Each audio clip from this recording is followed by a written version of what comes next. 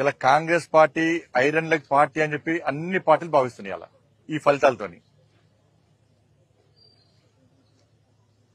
ఇవాళ ఇప్పటికే 220 సీట్లకు పైగా మెజార్టీ ఉంది. మ్యాజిక్ ఫిగర్ దాటింది. 220 స్థానాలకు పైగా మెజార్టీలో ఇండియా కూటమి ఉంది. గతంలో కంటే ఎక్కువ సీట్లను సాధించబోతున్నాం. దానిలో ముఖ్యంగా భారతీయ జనతా పార్టీ పోయినసారి 105 స్థానాలు గెలిచింది. ఈసారి 125 స్థానాలు పైగా గెలవబోతున్నమాట. కాంగ్రెస్ పార్టీ 120 స్థానాల్లో పోటీ చేసింది. 20 స్థానాలు గెలిచే పరిస్థితి కూడా లేదు కాంగ్రెస్ పార్టీ మహారాష్ట్రలో.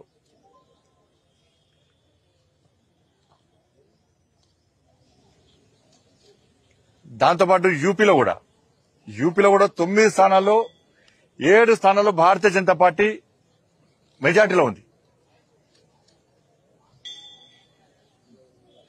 కాబట్టి మహారాష్ట్రలో కాంగ్రెస్ పార్టీ కూటమి ఐఎన్డీఏ కూటమి ఎన్ని అబద్ద ప్రచారాలు చేసినప్పుడు కూడా ఇవాళ ప్రజలు వాటిని నమ్మలేదు. నరేంద్ర మోడీ గారి నాయకత్వం మీరు నరేంద్ర మోడీ గారి యొక్క అభివృద్ది మంత్రమాల పనిచేసింది. వారి విశ్వాసాన్ని నమ్మకం ప్రజలు రెండవసారి ఇవాళ ఎన్డీఏ కూటమికి అధికారాన్ని అప్పయ్యారు. ఒకసారి ప్రభుత్వంలోకి వచ్చినాక నెక్స్ట్ టైం మెజార్టీ తగ్గుతుంది. కానీ ఈసారి మెజార్టీ విపరీతంగా పెరిగింది సార్.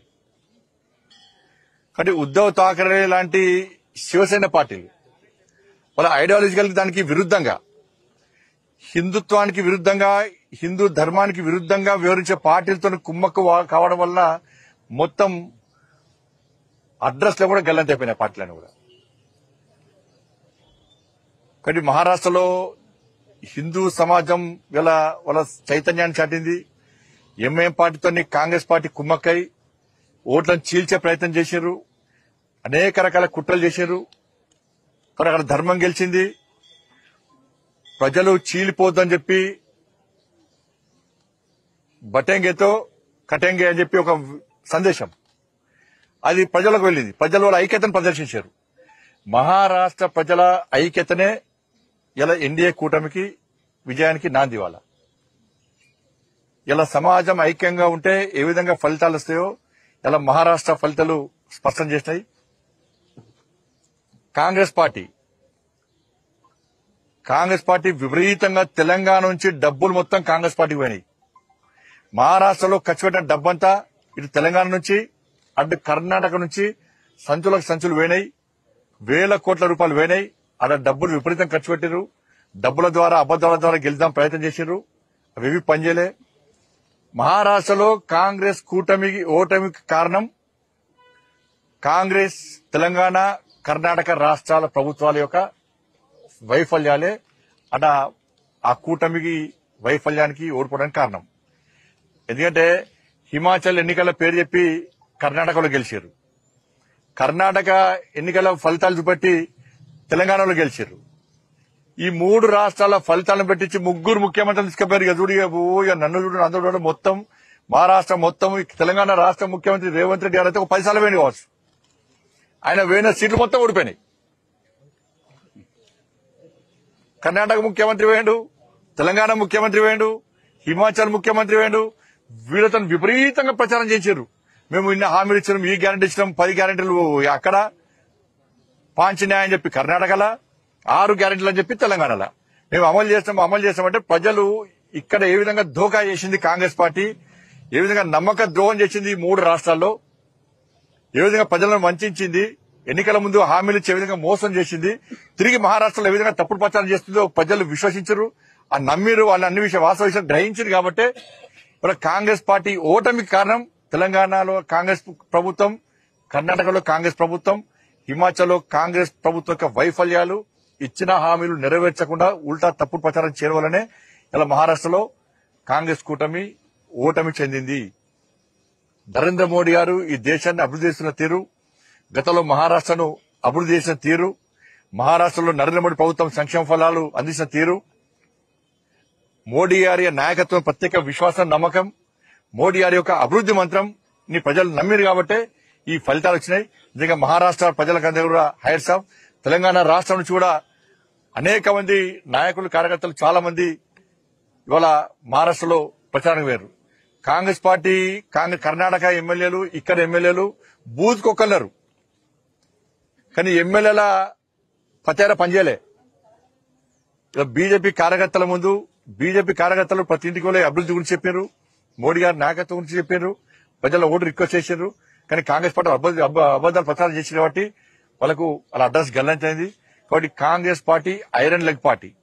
ఇక పార్టీతో ఎవ్వరు ఉండరు. ఇక ఐఎన్డీఏ చీలిపోవడం ఖాయం, ఐఎన్డీఏ కూలిపోవడం ఖాయం. దాన్ని ఎవరు పట్టించుకోరు. ఐరన్ లెగ్ పార్టీతో ఉండేటువంటి ప్రయత్నం ఎవరు చేయరు. కానీ తెలంగాణ ప్రభుత్వం కూడా ఇదే గతి పట్టబోతున్నది. తెలంగాణ రాష్ట్ర ప్రభుత్వాన్ని కూడా కాంగ్రెస్ పార్టీ ప్రభుత్వానికి ఇదే గతి పట్టబోతున్నది. మీరు హామీలు ఇచ్చి ఇలా ఏ ఒక్క హామీని నెరవేర్చే ప్రయత్నం చేయలే. ఇలా ఉల్టా రాష్ట్ర ముఖ్యమంత్రి తెలంగాణ నిష్పెట్టుకుని అక్కడ ప్రచారం చేశారు. కాంగ్రెస్ పార్టీ మంత్రులు ప్రచారం చేశారు.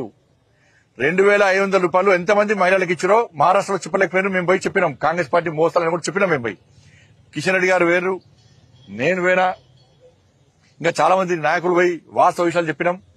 తెలుగు వాళ్ళందరినీ కలిసాం, తెలుగు వాళ్ళందరికీ కూడా విషయాలు చెప్పినాం. వాళ్ళు వాస్తవ విషయాలు గ్రహించారు. కానీ కాంగ్రెస్ పార్టీ తెలంగాణ రాష్ట్ర ప్రభుత్వం, తెలంగాణ రాష్ట్రంలో కాంగ్రెస్ పార్టీ ప్రభుత్వం మీరు ఇచ్చిన హామీలు నెరవేర్చారా? లేకుంటే మహారాష్ట్ర ప్రజలు ఏ విధంగా తిరగబడుతున్నారో తెలంగాణ రాష్ట్రంలో కూడా ఈ తెలంగాణలోని కాంగ్రెస్ పార్టీ ప్రభుత్వం మీద తిరగబడే రోజులు అతి తక్కువ సమయంలో రాబోతున్నాయి. 2,500 రూపాయలు ఎంతమంది మహిళలకు ఇచ్చారు, ఎంతమందికి తులం బంగారం ఇచ్చారు, ఎంతమంది స్కూటీలు ఇచ్చారు? వ్యవసాయ శాఖ మంత్రి చెప్పినట్లుగా ఇంకా 22 లక్షల మందికి ఎప్పుడు రుణమాఫీ చేస్తారు? రైతు భరోసా ఎప్పుడు ఇస్తారు? రైతు కూలీలకు 12,000 రూపాయలు ఎప్పుడు ఇస్తారు? 500 రూపాయల బోనస్ ఇంకా ఎప్పుడు అకౌంట్లో వేస్తారు? కొనుగోలు విషయంలో రైతులను వంచినందుకు క్షమాపణలు ఎప్పుడు చెప్తారు? 2 లక్షల ఉద్యోగాలను వెంటనే భర్తీ చేస్తున్నారు, ఎప్పుడు భర్తీ చేస్తారు? ఇచ్చింది 30,000 ఉద్యోగాల నోటిఫికేషన్ అయితే 50,000 ఉద్యోగాలు ఇస్తామని చెప్తున్నారు. మహారాష్ట్రలో చెప్పారు. ఇక్కడ తెలంగాణ పైసలు మొత్తం తీసుకుపోయి మహారాష్ట్రలో యాడ్స్ ఇచ్చారు. తెలంగాణ రాష్ట్ర ముఖ్యమంత్రి తెలంగాణ పైసలు ఇక్కడ హామీలు నెరవేర్చడానికి పైసలు లేవంటారు, బోనస్ చేయడానికి పైసలు లేవంటారు, ఉద్యోగాలకు పైసలు లేవంటారు, నష్టమైన రైతులకు ఇవ్వడానికి పైసలు లేవంటారు, 2,500 మహిళలకు ఇవ్వడానికి పైసలు లేవంటారు, 4,000 రూపాయలు ఆసరా పెన్షన్ చేయడానికి పైసలు లేవంటారు, ఉద్యోగస్తులు 5 డిఎల్ చేయడానికి పెన్షన్ పైసలు లేవంటారు. కానీ ఇక్కడ కోట్ల రూపాయలు తీసుకుపోయి మహారాష్ట్రలో యాడ్ ఇచ్చారు. అన్ని అబద్దాలు యాడ్స్ ఇచ్చారు. ఏమైనా యాడ్స్ ఇవ్వాలా? ఏం పనిచేసిన యాడ్స్ అన్ని తప్పుడు ప్రచారాలే. కాబట్టి ఈ గ్యారెంటీలను ఇచ్చిన 6 గ్యారెంటీలను అమలు చేస్తారా, చేయరా? చేయకుంటే ప్రజల తిరుగుబాటుకు ప్రభుత్వం సిద్ధంగా ఉండాలని చెప్పి మేము హెచ్చరిస్తున్నాం.